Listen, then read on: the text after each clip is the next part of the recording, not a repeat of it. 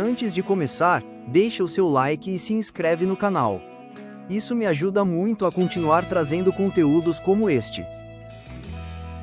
Olha, o papo de hoje é sobre um tema que, tá por toda parte, né? Saúde mental das crianças. Não se fala em outra coisa. Pois é. E para guiar nossa conversa, a gente pegou um trecho de um livro com um título que já é um impacto. O livro que você gostaria que seus pais tivessem lido, da psicoterapeuta Philippa Perry. Um título e tanto. Totalmente. A nossa missão aqui é explorar os alicerces dessa construção emocional na infância. E o foco, sabe, é um elemento que talvez a gente subestime, a qualidade da comunicação, da troca mesmo, entre pais e filhos. Uhum. A leitura deixa muito claro que essa relação não é uma via de mão única, é uma dança. E hoje a gente vai tentar entender os passos. E é uma dança que começa muito, mas muito antes da criança falar. O material já começa com um ponto que é, ao mesmo tempo, super importante e também, de certa forma, reconfortante. Como assim? Ele diz que os primeiros anos, meses, até as primeiras semanas de vida são, sim, fundamentais para criar no bebê uma sensação de segurança. Mas, e isso é o principal, nunca é tarde demais para consertar as coisas. Ah, isso é um alívio. Com certeza. Uma ruptura na relação pode ser reparada, não importa a idade. Claro, não existe garantia, né? Não tem fórmula mágica. O que existem são condições que a gente pode criar para dar às crianças as melhores chances.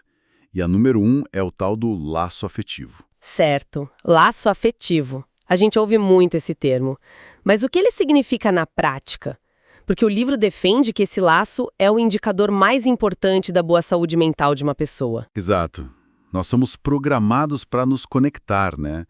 Mas essa primeira conexão, a primária, ela é a base de todas as outras. A minha dúvida é, como se constrói isso? Como a gente vai além de estar perto fisicamente para estar conectado emocionalmente? Principalmente quando o bebê ainda não fala. Então a resposta que o texto dá é fascinante. Está numa ideia que ela chama de dar e receber. É o vai e vem da comunicação. O vai e vem. É. Pensa assim, não é um adulto que ensina e um bebê que aprende. São dois corpos, duas mentes se influenciando. Em tempo real. Uhum. Isso começa do jeito mais básico. Um barulhinho que o bebê faz, um gesto, o choro. Tudo isso já é o começo de uma conversa. Exatamente. E a autora é bem direta. Quando um adulto responde a isso com psiu constante, sabe? Tentando silenciar o bebê, a mensagem não dita é a sua parte na conversa não é bem-vinda. A gente está, sem querer, cortando a nossa ponta do fio. Nossa, isso é muito forte. É como se a gente estivesse ensinando a pessoa a não se comunicar desde o berço. E me lembrou a analogia que ela usa, a do professor. Ah, sim. O professor que marca a gente não é o que só despeja conteúdo. É aquele que lê a turma, que percebe e ajusta a rota. Ele aprende com os alunos para poder ensinar melhor. Perfeito, é a mesma dinâmica. O outro que só distribui a matéria ou entedia ou gera até um ressentimento, né? É a mesmíssima coisa. A maior frustração que um ser humano pode sentir em qualquer relação é a de não causar impacto. É a sensação de ser invisível. De não fazer diferença. Isso. Quando a gente não se sente visto ou ouvido, uma parte da gente meio que se apaga. Por isso o segredo é permitir que os filhos nos influenciem, deixar que o humor deles, as descobertas deles, nos afetem de verdade, porque é essa abertura que constrói a confiança. Mas isso não é exaustivo? Fico imaginando o dia a dia, a correria, o cansaço, ter que validar cada coisinha. Como se equilibra isso? Essa é a grande questão, né? E o livro não vem de uma fantasia. Não é sobre estar 100% sintonizado o tempo todo. Isso é impossível. Nem seria saudável, eu acho. Nem seria. A chave é a reparação. Vão ter momentos de falha, de impaciência. O que fortalece o laço não é a perfeição, mas a capacidade de perceber a desconexão e se mover para consertar. Tipo opa, me desculpe, eu estava distraída, me mostra de novo. Exatamente isso. É esse movimento de volta que diz para a criança, você importa tanto que eu parei tudo para me reconectar com você. A qualidade da reparação conta mais que a ausência de falhas. Entendi. A questão não é nunca errar o passo da dança, mas querer começar a música de novo. Mas e quando um dos dançarinos parece que não quer dançar? Lendo essa parte, eu me deparei com um termo que, nossa, achei genial. Diafobia. Ah, sim, Parece algo como medo de diálogo? é por aí. É um bom começo, mas vai mais fundo. Diafobia, como está no livro, não é só medo de conversar. É uma aversão a ser influenciado pelo outro. Uma resistência. Uma resistência, muitas vezes inconsciente, a um diálogo onde você pode sair diferente de como entrou. A pessoa se coloca sempre como o agente que domina, e o outro, a criança, como o paciente, que só recebe. E de onde vem isso? Ninguém escolhe ser assim, né? Exato. A origem, segundo o texto, está quase sempre na nossa própria história. A gente repete o que foi feito com a gente.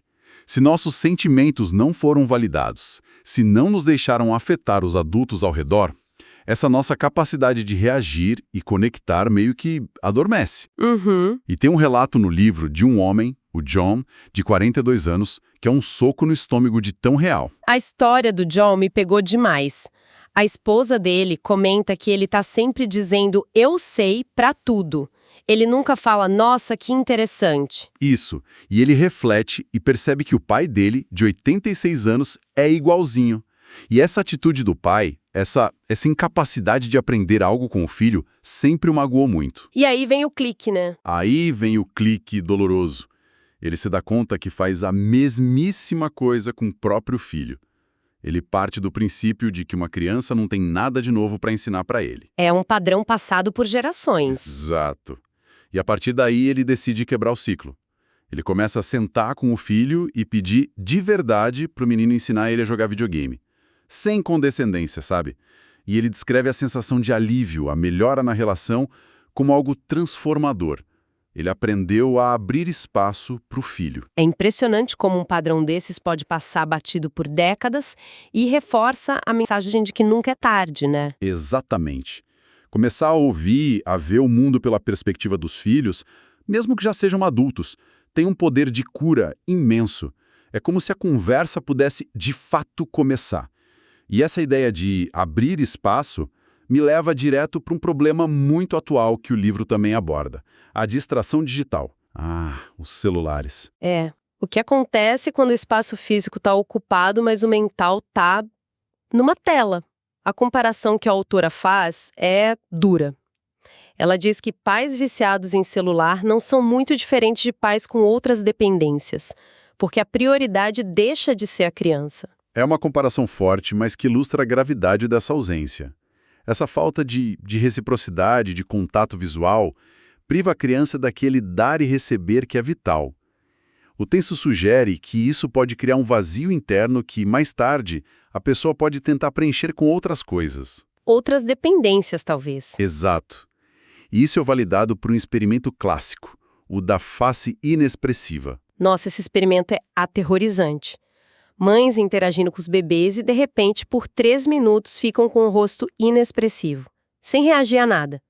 3 minutos. É devastador. Em segundos, os bebês tentam de tudo para conseguir uma reação. Eles sorriem, fazem barulho, e quando nada funciona, entram em angústia profunda. Choram, desviam o olhar. É horrível de ver. A conclusão é de arrepiar. Se um bebê sente que não consegue afetar o cuidador, a mensagem que ele internaliza é "eu não existo". A solução para isso no livro é o que ela chama de observação engajada. E tem a história do Simon e do filho dele, o Ned, né? E 2 anos. Sim, uma história simples, mas muito didática. Eles estão num restaurante e o Simon, em vez de ficar no celular, está observando o filho. Ele percebe os sinais. De que o menino estava ficando sobrecarregado. Isso. O olhar fica meio turvo. Em vez de esperar a crise, o escândalo, ele age preventivamente. Pega o menino no colo, leva para fora por uns minutos. O resultado é calma, reconexão. Observar foi muito mais eficaz do que reagir a uma crise já instalada. Totalmente. Agora, falando em crise, vamos entrar num território que para muitos pais é um campo minado: o sono. Com certeza. A própria autora reconhece que a exaustão torna qualquer conversa sobre isso muito emocional. E a posição dela é clara e até controversa. Ela não recomenda o treinamento para o sono, de deixar o bebê chorar sozinho. Ela desconstrói a lógica por trás disso. O livro explica que o treinamento não ensina o bebê a se acalmar ensina o bebê a desistir de chamar por ajuda. O choro para, mas o estresse não. Exato. Citam pesquisas que mediram o cortisol, o hormônio do estresse. Mesmo depois que os bebês param de chorar, o cortisol continua nas alturas. E essa exposição prolongada a esse estresse tóxico pode ser bem prejudicial para o cérebro em desenvolvimento. É interessante também a perspectiva cultural que ela traz. A gente acha que o nosso jeito é o único, mas bebês dormirem em quartos separados é uma exceção no mundo. Sim, essa contextualização é importante. Ela nos leva ao princípio fundamental que o texto defende. Crianças aprendem a ser acalentadas sendo acalentadas por outros, repetidamente. Elas internalizam o conforto. Isso. Elas internalizam a segurança, o ritmo, e com o tempo essa capacidade se torna delas. Deixar uma criança sozinha para aprender isso é quase cruel. Certo. Mas a crítica é a parte fácil. E a solução? O livro apresenta uma abordagem construtiva, um conceito da neurocientista Darcia Narvaez, o incentivo ao sono. Exatamente. E o incentivo ao sono é o oposto do treinamento. Não é sobre deixar a criança na angústia, mas incentivá-la a dar pequenos passos, sempre partindo de uma base de conforto. É um processo gradual. Muito gradual e respeitoso. Você começa com o que já funciona, para acalmar, digamos, ser embalado no colo. Essa é a base. Aí você tenta um passinho mínimo, tipo, para de balançar, mas continua com ela no colo. Se ela aceitar, ótimo. Essa vira nova base. Se ficar aflita, você volta um passo. É a dança de novo, né? A sintonia fina. A própria autora conta que com a filha dela levou meses, mas resultou numa criança que não tinha medo da hora de dormir, porque a associação era com conforto, não com abandono. Perfeitamente conectado. E essa abordagem de respeitar o ritmo da criança me parece ter tudo a ver com outra área, que é o brincar. O livro também defende que na brincadeira a gente precisa mais observar do que comandar. Certo, totalmente. O brincar é o trabalho da criança. E a filosofia é fascinante. A primeira regra, menos é mais. Crianças não precisam de uma montanha de brinquedos. Ah, sim. A história da menina com a garrafa de plástico. Isso, no meio de dezenas de presentes caros, ela se encantou com uma garrafa em formato de limão. E os adultos frustrados. Mas ela estava completamente imersa em estado de fluxo. Isso me lembra o paradoxo da escolha. O estudo dos chocolates, que mostrou que as pessoas ficam mais felizes escolhendo entre 6 opções do que entre 30. Opção demais gera ansiedade. É a mesma lógica. Com brinquedos demais, a criança pula de um para o outro, não consegue se aprofundar. E o texto faz um alerta necessário. Comprar mais um brinquedo nunca vai substituir a presença dos pais. É da nossa atenção que eles precisam. Exato.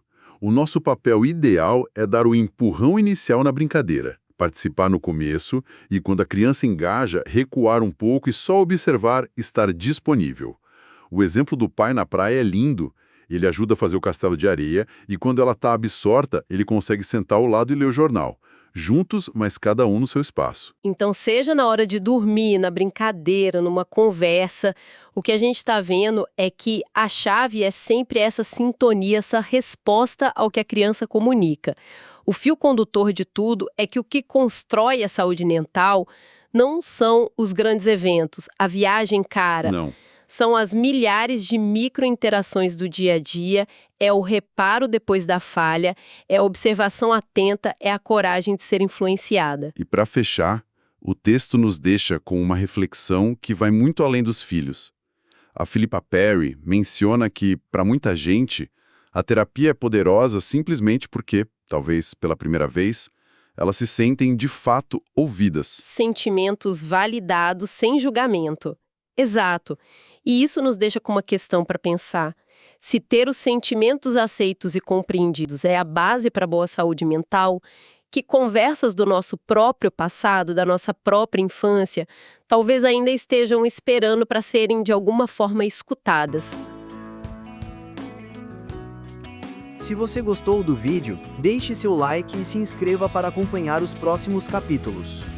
Seu apoio é muito importante.